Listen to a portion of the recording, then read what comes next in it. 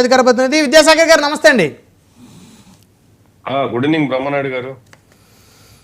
భారత్పై ఉగ్రదాడి జరిగితే అది యాక్ట్ ఆఫ్ వార్గా పరిగణిస్తామని చెప్పేసి రక్షణ శాఖ మంత్రి రాజ్నాథ్ సింగ్ గారు సంచలనమైనటువంటి వ్యాఖ్యలు చేశారు. అంటే ఇక మీదట భారతదేశం మీద ఏ ఒక్క చిన్న సమస్య దేశానికి వచ్చినా, ఏ ఒక్క చిన్న ఉగ్రవాద అటాక్ అని అనిపించినా ఇది ఇక డైరెక్ట్గా పాకిస్తాన్ మీద వారని ఆయన డిసైడ్ అవుతున్నట్టే చాలా స్పష్టంగా తెలుస్తుంది. ఉగ్ర శిబిరాలు ఎక్కడున్నా వాటిని తుడిచిపెడతా ఉన్నారు. అంటే ఎక్కడున్నా అంటే ఇప్పుడు పాకిస్తాన్లో ఆల్రెడీ 9 శిబిరాలు గుర్తించి మరి వాటి మీద మిసైల్స్తో అటాక్ చేశారు. సో పాకిస్తాన్లో ఉన్నటువంటి శిబిరాలను ఐడెంటిఫై చేసి మళ్ళీ అటాక్ చేస్తారా లేకపోతే ఎలా సార్? Good evening. అట్లాగే మిత్రులిద్దరికి కూడా నా నమస్కారం. ఇది మొన్న ప్రధానమంత్రి మోడీ గారు జాతిని ఉద్దేశించి మాట్లాడినప్పుడు ఈ సెడ్ వెరీ క్లియర్లీ, చాలా చాలా కేటగిరికల్ గా చెప్పారు. ఒక్క తూట భారతదేశంలోకి వచ్చినా కూడా మేము శక్తితో దాడి చేస్తాం, రిటాలియేషన్ చేస్తాం అని చెప్పేసి అన్నారు. అంటే అది ఆ స్పీచ్ మొత్తం 28 నిమిషాలు ఉంటుంది. ఆ 28 నిమిషాలకు సంబంధించిన స్పీచ్ లో ఆయన మాట్లాడినటువంటి మాటలు గూమ్స్ వస్తాయి. అంటే మనకి ఆయన అంటే ఎంత హర్ట్ అయ్యారు, ఆ విషయంలో ఏ రకంగా రియాక్ట్ అయ్యారు అన్న దాని మీద ఒక పాకిస్తాన్కే కాదు, అటు చైనాకు అమెరికాకు కూడా ఆయన ఇండైరెక్ట్ గా వార్నింగే ఇచ్చాడు చెప్పాలంటే. రెండో విషయం, పాకిస్తాన్ ఏదైతే పర్చేస్ చేసిందో లేకపోతే ఫ్రీగా తీసుకునిందో చైనా నుంచి ఈ మెటీరియల్ ఏదైతే వార్ మెటీరియల్ ఏదైతే ఉందో అది మొత్తం అంతా కూడా డబ్బా మెటీరియల్, అది కూడా సస్తా మాల్ అనేది ప్రపంచానికి అర్థమైపోయింది. ఎందుకంటే JF-17s ఎన్ని కూలిపోయాయి అని చెప్పేసి ప్రెస్ మీట్ లో డీజీ ఏవియేషన్ అడిగితే మేము అవన్నీ చెప్పము, లెక్క పెట్టుకోవాల్సింది వాళ్ళే, బట్ చాలా పెద్ద డ్యామేజ్ అయితే జరిగింది అని ఆయన చెప్పటం. ఏ విమానాలు కూల్చేశారని ఆయన అడిగితే ఆయన వ్యంగ్యంగా చెప్పారు. ఆయన హైలీ ఆటోమేటెడ్ ఏదో పదం వాడారు. ఆయన హైటెక్ ఎక్విప్మెంట్ అని ఒక పదం వాడారు. అంటే JF-17 గురించి ప్రపంచం మొత్తం అంతా కూడా ఊదరగొడుతున్నది చైనానే. సో వాటిని కూలగొట్టామని చెప్పగానే చెప్పేశారు ఆయన. మన డిఫెన్స్ లో ఉన్నటువంటి ఎయిర్, నావెల్ లాంటి ఆర్మీ వీళ్ళంతా కూడా ప్రెస్ మీట్ పెట్టి ఎప్పుడు, ఎక్కడ, ఎట్లా, దేన్ని హిట్ చేశామన్నది విత్ ప్రూఫ్, ఐడెంటిటీ తోటి వాళ్ళు ప్రెస్ మీట్ చేశారు. బట్ వాళ్ళు పాకిస్తాన్ వాళ్ళు కూడా చేశారు. మనం ఏదైతే ఎయిర్పోర్ట్స్, బార్డర్ ఎయిర్పోర్ట్స్ ఉన్నాయో అవన్నీ ధ్వంసం పోయినట్టు చెప్పేశారు. కానీ ఎక్కడ ప్రూఫ్ లేదు, జస్ట్ వర్డ్ చెప్పేశారు. కానీ ప్రధానమంత్రి మోడీ గారు నిన్న వాళ్ళు ఏదైతే మెయిన్ పంజాబ్ లో ఉన్నటువంటి ఎయిర్ బేస్ ఏదైతే మాట్లాడారో ఆ ఎయిర్ బేస్ లో పోయి సైనికులతో సంబరాలు చేసుకొని విషెస్ చెప్పేసి వెనకాల ఒకటి MiG-29 తర్వాత US-400 వెనకాల పెట్టేసి చూడరా ఏం జరిగిందో ఒకసారి చూడు అని చెప్పేసి ఆయన లెఫ్ట్ అయ్యారు. ఈ రోజు జమ్మూ కాశ్మీర్ లో వాళ్ళు చెప్తున్నటువంటి, వాళ్ళు క్లెయిమ్ చేసేటువంటి ఏదైతే మేము ఎయిర్ బేస్ ను ఏదో చేసేసామన్న దీంట్లోకి రాజ్నాథ్ సింగ్ రక్షణ మంత్రి వెళ్ళారు. అక్కడ అందరితోటి, సైనికులతో అందరితోటి మాట్లాడారు, సంబరాలు చేసుకున్నారు. ఆయన వాళ్ళని గొప్పగా పొగిడారు. ఆయన అక్కడి నుంచి విషెస్ చెప్పేసి బయటకు వచ్చారు. సో ఎక్కడ కూడా మనం చూసామంటే హ్యాపీయెస్ట్ మూమెంట్స్ అని మనకు కనపడతాయి. వేరాజ్ మన ప్రధానమంత్రి గారు హాస్పిటల్కు పంజాబ్ లోని ఒక ఎక్కడైతే వాళ్ళు చెప్పిన ప్లేస్ ఏదైతే అక్కడికి వెళ్ళి సంబరాలు చేసుకుంటుంటే వాళ్ళ ఆర్మీ చీఫ్ ఆసిఫ్ మునీర్ ఎక్కడికి వెళ్ళాడు? హాస్పిటల్కి వెళ్ళాడు. హాస్పిటల్కి వెళ్ళి హాస్పిటల్లో గాయపడిన వాళ్ళందరినీ పరామర్శిస్తున్నాడు. రెండోది వాళ్ళ టెలివిజన్ ఛానల్స్ అంతా కూడా గత 3 రోజుల నుంచి ఐడెంటిఫైడ్ బాడీస్ ని ఏదైతే మనం డిస్ట్రాయ్ చేసామో అక్కడి నుంచి క్లీన్ చేస్తుంటే బయటపడుతున్న శవాలకు నెమ్మదిగా వాళ్ళు ట్రేస్ చేసి ఆ ఊర్లకు పంపించేసి వాళ్ళు శవయాత్ర చేసుకుంటూ ఉన్నారు. ఇది పాకిస్తాన్ టెలివిజన్ ఛానల్స్ చూపిస్తున్నటువంటి ఇది. మనమే ఛానల్స్ చూపిస్తున్నాం, వాళ్ళేం సీన్స్ చూపిస్తున్నారు క్యాలిక్యులేట్ చేసుకుంటే వాళ్ళు శవాలను చూపిస్తున్నారు, మనం ఆనందంతో కేంద్రాలు పడుతున్నారు. మన ఆర్మ్డ్ ఫోర్సెస్ అంతా కూడా సాక్ష్యాధారాలతో సహా ఏమి మేము చేసాం, పాకిస్తాన్ లో ఏమి డ్యామేజ్ చేసాం అన్నది మనం ప్రూఫ్ తో చూపిస్తుంటే వాళ్ళు ముందుకు వచ్చేసి ఒక ఆర్టిఫిషియల్ ఇంటెలిజెన్స్ కు సంబంధించినటువంటి ఫోటోగ్రాఫ్స్ ను పెట్టుకొని చూస్తున్నారు. పాకిస్తాన్ ఆర్మీకి సంబంధించినట్టు ఒక PRO చౌదరి ఆయన ప్రెస్ మీట్ లో వచ్చినప్పుడు ఆయనకు వాళ్ళ వాళ్ళ దేశంలో పనిచేసే ఇంటర్నేషనల్ మీడియాని అడిగిన క్వశ్చన్ ఏంటంటే, మరి మీరు చెప్తున్నారు అక్కడ అసలు ఆ వార్షిప్సే లేవు కదా, విమానాలు ఎట్లా ఎగిరాయి అని అడిగారు. ఉమ్, అక్కడ అతను ఏదో ఒక తీసుకొని వచ్చేసి దాన్ని ఏదో చేశారు. అదన్నీ డెస్ట్రాయర్స్ కి వార్ హెడ్స్ కి సంబంధం లేదు. వార్ హెడ్స్ అంటే మనం ఇప్పుడు ఏఎన్ఎస్ విక్రాంతి ఉన్నాయి కదా, అది అనమాట. దాంట్లో అవి ఉంటే ఫ్లైట్స్ ఎగురుతాయి. అవి లేకుండా ఫ్లైట్స్ ఎగిరింది ఫోటో చూపించేస్తే అక్కడున్న విలేకరులే క్వశ్చన్ చేసి నవ్వుకుంటా లేచి బయటికి వెళ్ళిపోయారు. ఇదంతా పాకిస్తాన్ మీడియా చూస్తున్నది. పాకిస్తాన్ ప్రజలు సోషల్ మీడియాలో చేస్తున్నటువంటి ట్రోలింగ్, పాకిస్తాన్ లో ఉన్నటువంటి ప్రోగ్రెసివ్ పర్సనాలిటీస్ ఎవరైతే ఉన్నారో, రిటైర్డ్ ఆర్మీ కానీ, ఎయిర్ ఫోర్స్ కానీ, నేవీ కానీ, వీళ్ళంతా కూడా అక్కడ పాకిస్తాన్ మీడియాతో మన ఊరికి బ్లఫింగ్ మనంతా మనం బ్లఫ్ చేసుకుంటున్నాము, మనం నిజం చెప్తే ప్రజలకు చాలా బాగుంటది అనుకుంటే, ఈ రోజు వాళ్ళ మన ప్రధానమంత్రిని చూసి వాళ్ళ ఆర్మీ పోస్టులోకి వెళ్ళి టోపీ పెట్టుకొని ఆయన అందరికీ షేక్ హ్యాండ్ ఇచ్చుకుంటూ పోయేది మనం చూసాం. ఇక మూడో విషయానికి వస్తే బ్రహ్మనాయుడు గారు, అంటే ఇప్పుడు ఏంటి, వాళ్ళు కూడా వాళ్ళ దృష్టిలో వాళ్ళు కూడా మన మీద వాళ్ళు గెలిచామనేటువంటి అభిప్రాయంతో ఆ ఫీలింగ్ లో వాళ్ళు ఉన్నారు. ఆ ఫీలింగ్ ని వాళ్ళ ప్రజలు కలుగు చేస్తున్నారు, పాకిస్తాన్ ప్రజలు.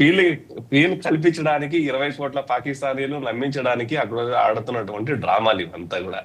నేనేమంటానంటే, ఇందాక మీరు అన్నారు మన రవిచంద్ర రెడ్డి గారితో మాట్లాడుతూ ఉగ్రవాదం మీద అక్కడ ఉగ్రవాదం అంతం అవడానికి అవకాశం లేదు.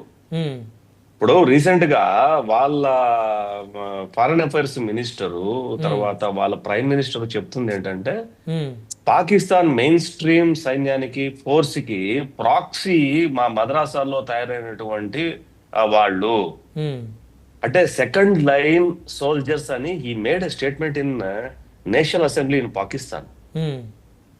అంటే సంవత్సరానికి అక్కడ తయారవుతున్నటువంటి ఉగ్రవాదులు పాకిస్తాన్ లో 30,000 మంది.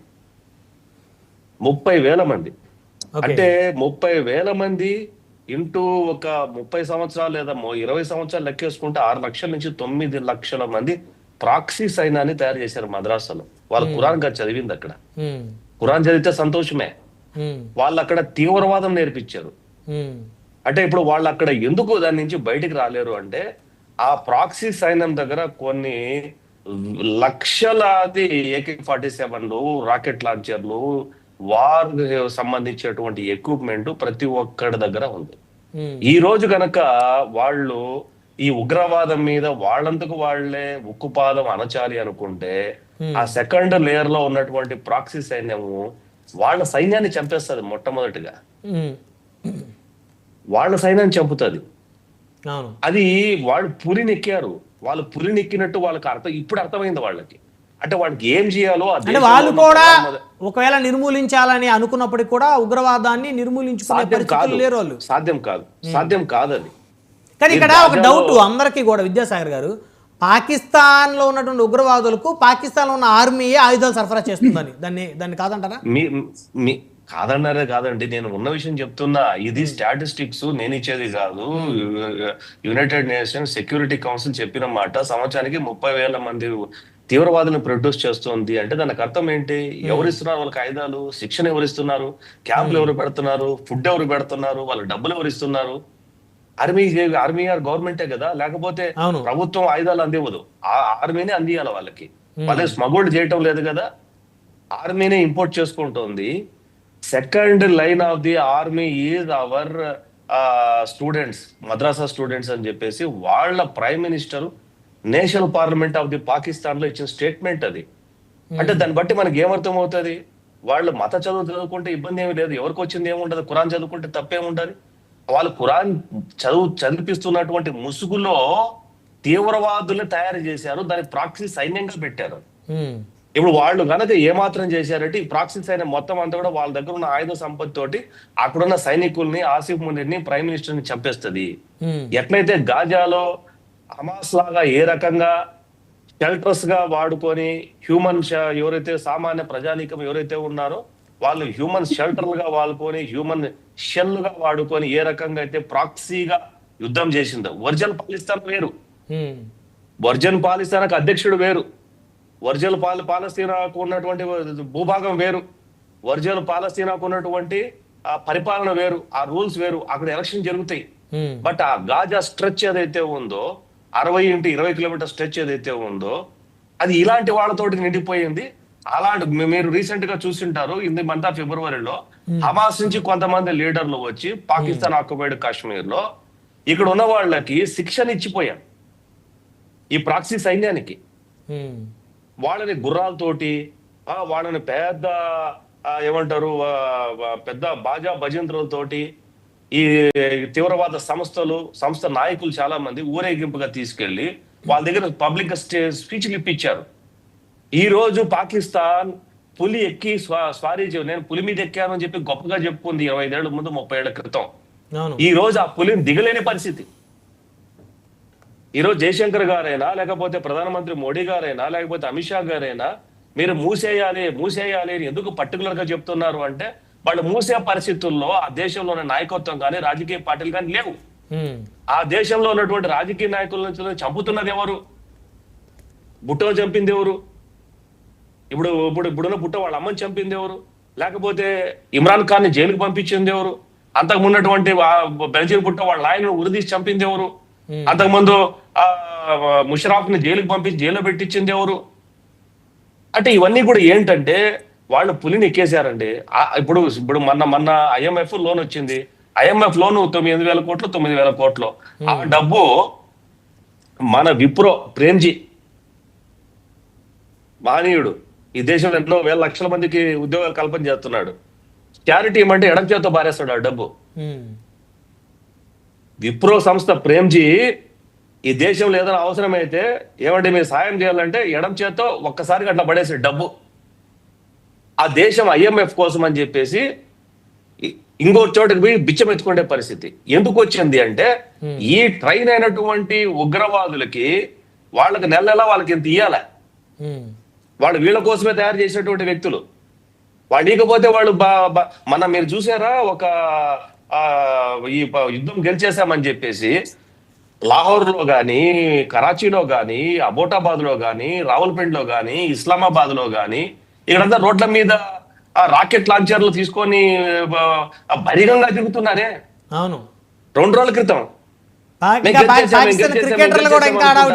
వాళ్ళు ఏమైనా సైనికులా? They are proxies. ఇదంతా కూడా ఏంటంటే ఈ దేశంలో ఉన్నటువంటి మేధావులకు కానీ లేకపోతే ఫారిన్ అఫైర్స్ చూసేవాళ్ళు కానివ్వండి, ఇంటర్నేషనల్ అబ్జర్వేషన్స్ ఉన్నవాళ్ళు కానివ్వండి, వీళ్ళందరికీ భారతదేశంలో ప్రభుత్వంలో అందరికీ తెలుసు అది పులి ఎక్కినటువంటి దేశం అని. పులి నుంచి కిందికి దిగితే ఆ పులే వీళ్ళని చంపేస్తుంది. రైట్, మళ్ళీ వస్తాను మీ దగ్గరికి విద్యాసాగర్ గారు. మనతోటి శుబ్లీ గారు ఉన్నారు. శుబ్లీ గారితో మాట్లాడదాం.